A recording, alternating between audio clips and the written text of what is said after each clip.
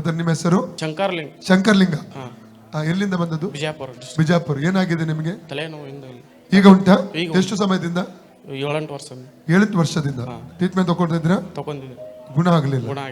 ಏನಾದದಲ್ಲಿ actually? ಅಲ್ಲಿ ಪೆಟ್ಟು ಬಿದ್ದಿದ್ದು. ಕಬಡ್ಡಿ ಆಡೋ ಪೆಟ್ಟು ಬಿದ್ದಿದ್ದ.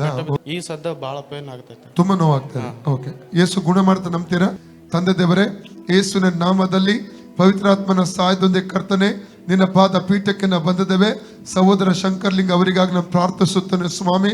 ಅಪ್ಪ, ಕಳೆದ 7-8 ವರ್ಷಗಳ ಹಿಂದೆ ಕಬಡ್ಡಿ ಆಡುವಾಗ ಆ ಪೆಟ್ಟು ಬಿದ್ದ ನಿಮಿತ್ತವಾಗಿ ಕರ್ತನೆ ಅವರು ಅದರ ನೋವನ್ನು ಅವರು 7-8 ವರ್ಷಗಳು ಅನುಭವಿಸ್ತಾ ಇದ್ದಾರೆ ಕರ್ತನೆ.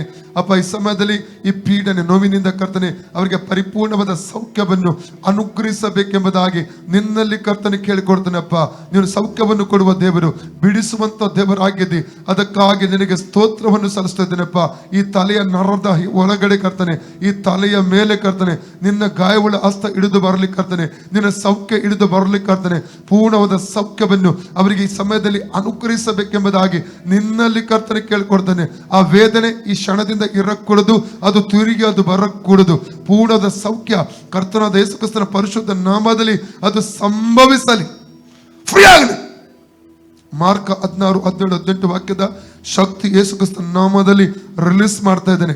ಲೂಕ 10:19 ಹಾವುಗಳನ್ನು, ಚೇಡುಗಳನ್ನು, ವೈರಿಯ ಸಮಸ್ತ ಬಲವನ್ನು ತುಳಿದಕ್ಕೆ ಅಧಿಕಾರವನ್ನು ನನ್ನ ಯೇಸು ಕೊಟ್ಟಿದ್ದಾನೆ, ಆದ್ರಿಂದ ಅದಕ್ಕೆ ಕೇಡು ಮಾಡುವುದೆಂಬುದಾಗಿ ಸಮಯದಾನೆ. ಈ ಕ್ಷಣದಲ್ಲೇ ಆ ವೇದನೆ ಬಿಟ್ಟು ಹೋಗಲಿ, ಫ್ರೀ ಆಗಲಿ ಯೇಸು ನಾಮದಲ್ಲಿ. ಕರ್ತನ ಯೇಸು ಕ್ರಿಸ್ತನ ಬಾಸುಂಡೆಗಳ ಮೂಲಕ ಶಂಕರ್ಲಿಂಗ ಅವರಿಗೆ ಗುಣವಾಯಿತು.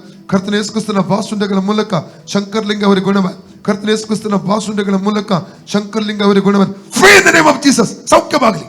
Out in Jesus. ಆ ನೋವು ಬಿಟ್ಟು ಹೋಗು. Out in Jesus. Out in name of Jesus. Free ಆಗಲಿ. ಈಗ ನೋಡಿ ಕಡಿಮೆ ಆಗಿದೆ, ಹೋಯ್ತು. ಯಾರು ತೆಗೆದ್ರು? ಯೇಸು. ಹೇಳಿ, ಯೇಸುವೇ ನನಗೆ ಸೌಖ್ಯ ಸೌಖ್ಯ ಕೊಟ್ಟದಕ್ಕಾಗಿ ನಿನಗೆ ಸ್ತೋತ್ರ. ನಿನ್ನ ಗಾಡ್ ಬ್ಲೆಸ್.